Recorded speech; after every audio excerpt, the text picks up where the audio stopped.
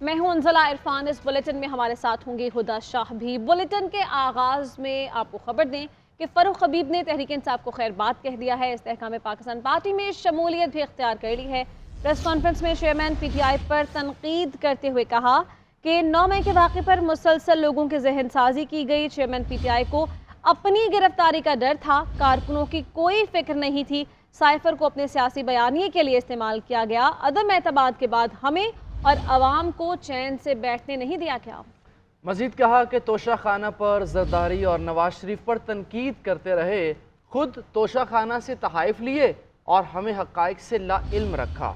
हम पर बुशरा बीबी, फरा बीबी और उस्मान बुज़दार को मुसल्लत किया गया। हम उस्मान बुज़दार का दिफा करते रहे जो अपना दिफा खुद न कर सका।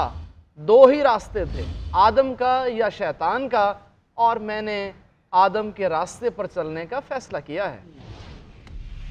20 रोज से मैंने राब्ता जो है अपनी फैमिली के साथ भी मुनक़ता किया हुआ था। उसकी कुछ रीजंस हैं, कुछ वजूहात हैं। जिन वजूहात में सबसे बड़ी वजह ये थी कि जो अफसोसनाक वाक़या था, उस वाक़े के बाद हम सब अपने अपने घरों से दूर थे। हम कानून का जो है वो सामना नहीं कर रहे थे। उन 5 माह के दौरान एक मुसलसल माइंड के अंदर, दिमाग के अंदर जो है वो एक सोच मौजूद थी, जो सियासत हम कर रहे हैं, क्या इसी पॉलिटिक्स के लिए मैं 2008 में मैंने पंजाब यूनिवर्सिटी में बतौर स्टूडेंट रहनुमा के तौर के ऊपर अपनी सियासी जदोजहद का जो है वो आगाज़ किया था। बाज़ औक़ात आप हालात और वाक़यात के तसलसल में, जज्बात में आप इतना आगे चले जाते हैं कि आप जो है वो हकीकत से बहुत दूर चले जाते हैं। उस स्ट्रगल से हट के हम मुल्क को वायलेंस की सतह के ऊपर ले आए। 9 अप्रैल को 2022 को वोट ऑफ नो कॉन्फिडेंस हो जाता। वोट ऑफ नो कॉन्फिडेंस हुआ। सियासी गेमिक्स होती हैं, सियासत के अंदर गेमिक्स होती है। वोट ऑफ नो कॉन्फिडेंस के बाद ना हमें चैन से बैठने दिया गया, ना पार्टी के वर्करों, ना ही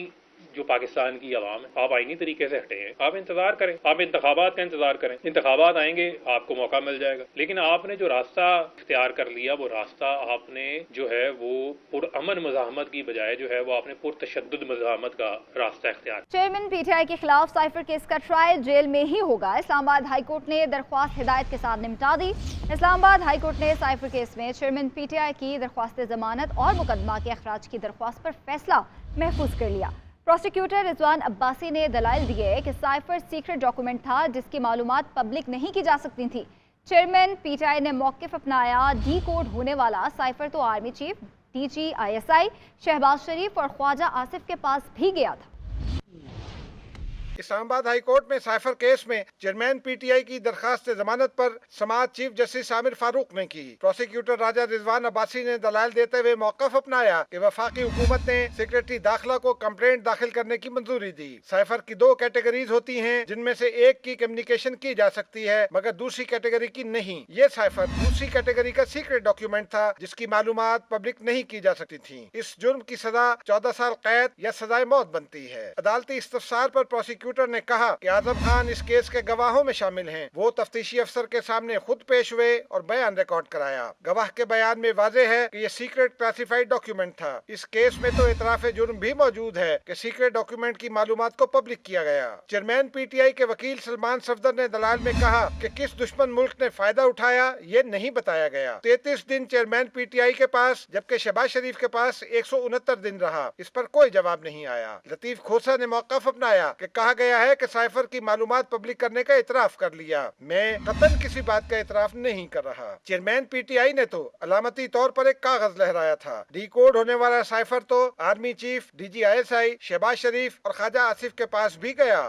यहाँ पर अहम खबर आपको देंगे। साबिक सदर आसिफ अली जरदारी और मौलाना फजलुर रहमान की इस्लामाबाद में मुलाकात हुई। मुलाकात में आइंदा आम इंतखाबात और सियासी सूरत हाल पर तबादला ख्याल किया गया। बात करते हैं deputy bureau chief Ejaz Ahmed से। एजाज अहमद, बताइए इस मुलाकात का अहवाल।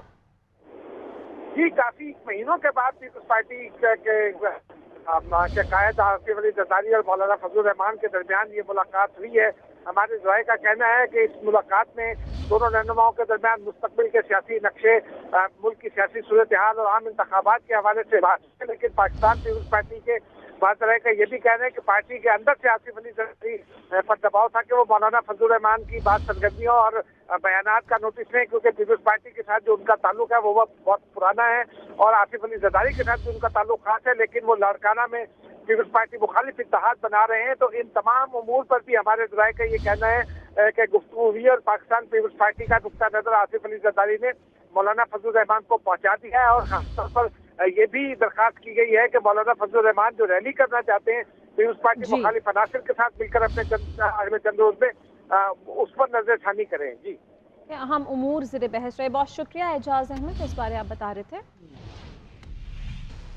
تو ناظرین، موسم سرما کی آمد کے ساتھ ہی حکومت نے عوام پر گیس بم گرانے کا منصوبہ بنا لیا ہے۔ گردشی قرضے پر قابو پانے کے لیے گیس 100% سے زائد مہنگی کرنے کی سمری تیار کی گئی ہے۔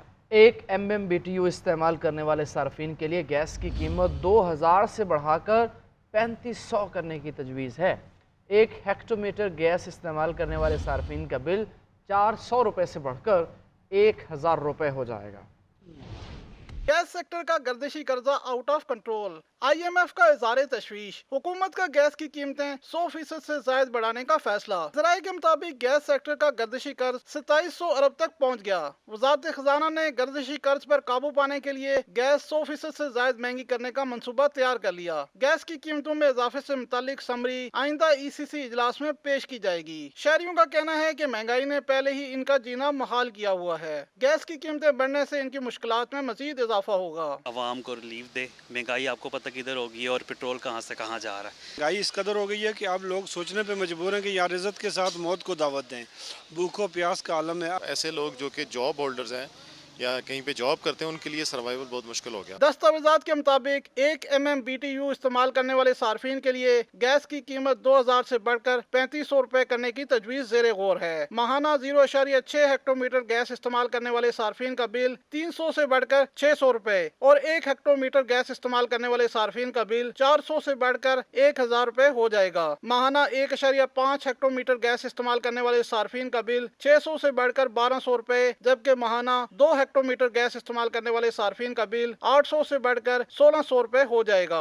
پاکستان کا غزہ میں امدادی سامان بھجوانے کا فیصلہ۔ ترجمان دفتر خارجہ کے مطابق غزہ میں اسرائیلی جارحیت اور محاصرے کی وجہ مظلوم عوام کو انسانی امداد کی فوری ضرورت ہے۔ حکومت پاکستان نے فلسطینی بھائیوں اور بہنوں کے دکھوں کو کم کرنے کے لیے فوری طور پر انسانی بنیادوں پر امدادی سامان غزہ روانہ کرنے کا فیصلہ کیا ہے۔